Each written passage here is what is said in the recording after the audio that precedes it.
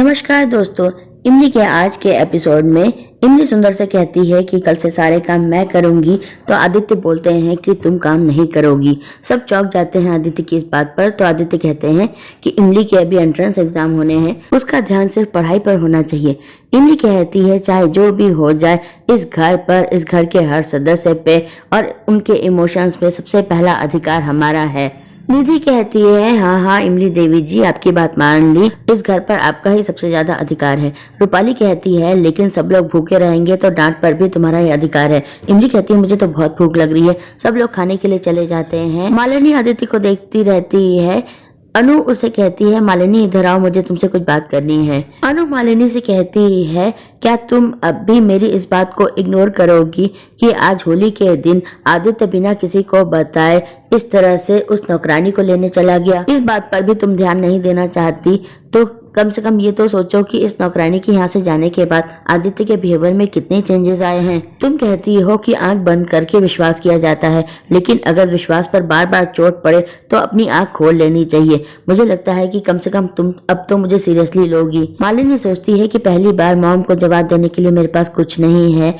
आदित्य का बिहेवियर मुझे कुछ समझ में नहीं आ रहा है। पहले तो ऐसा लगता था कि उन्हें इमली की शक्ल तक पसंद नहीं है, लेकिन आज जो उन्होंने किया उससे पता चलता है कि उन्हें इमली की बहुत केयर है। ये सब इस वजह से है कि इमली ने आदित्य की जान बचाई या फिर कुछ और है। इधर इमली के आने से पूरा परिवार बहुत खुश है। आदित्य सोचते हैं ये लोग मालिनी के आने से भी खुश हुए थे, लेकिन इमली के आने से तो घर का माहौल ही बदल गया है।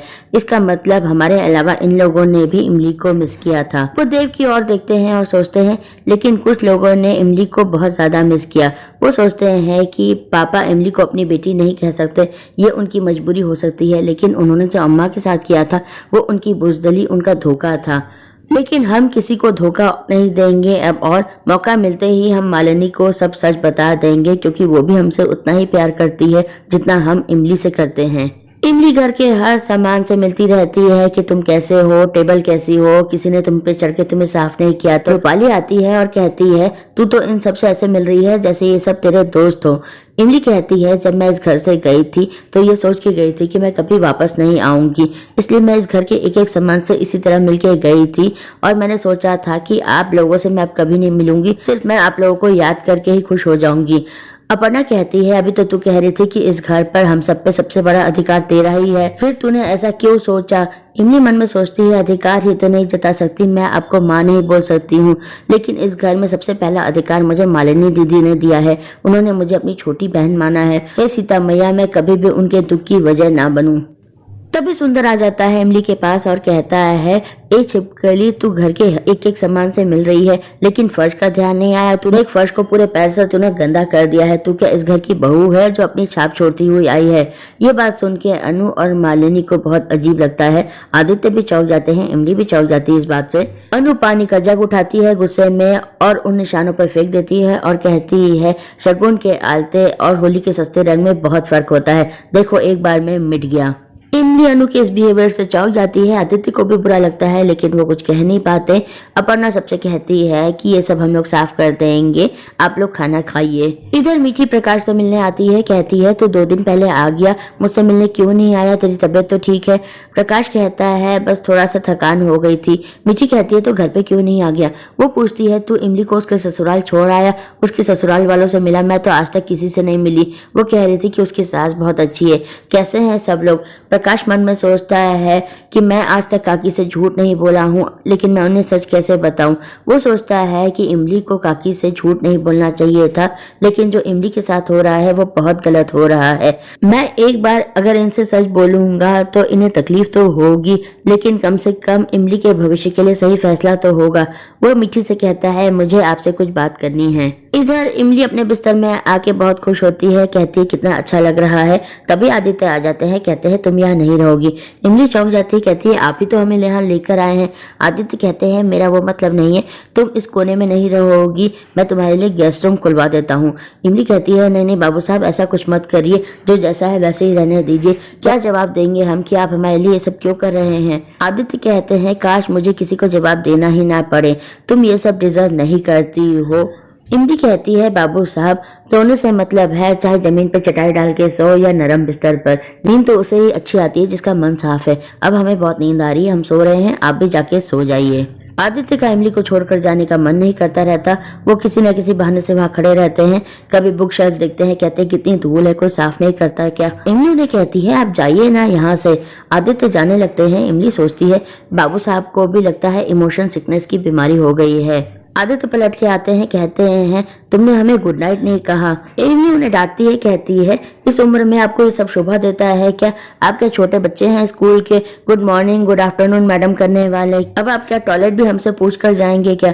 आदित्य चकपका जाते हैं और वो कहते हैं पता नहीं हमें क्या हो रहा है, हमें कुछ समझ में नहीं आ रहा है। वो जाने लगते हैं तो इमली हंसने लगती है और कहती है गुड नाइट। आदित्य कहते हैं अच्छा तो तुम मेरी टांग खींच रही थी, अभी मैं तुम्हारे कान खींचता हूँ। वो भागते हैं इमली के पीछे। इमली पूरे घर में दौड़ने लगती है, आदित्य उसके पीछे पीछे भागते रहते हैं। इमली टेबल के नीचे छुप जाती है। तभी मालिनी वहां आ जाती है और आदित्य से कहती है क्या बात है, आप इस तरह भाग क्यों रहे हैं? कुछ ढूंढ रहे हैं? मैं आपकी हेल्प करूं क्या? आदित्य घबरा जाते हैं, मालिनी को देख के कुछ जवाब नहीं दे पाते। बहाने मारते हैं कि गैस खुली रह गई थी, फिर कहते हैं नहीं एक मोटा चूहा था उसे ही भगा रहे थे। अब वो भाग गया, चलिए अब चल के सो जाइए।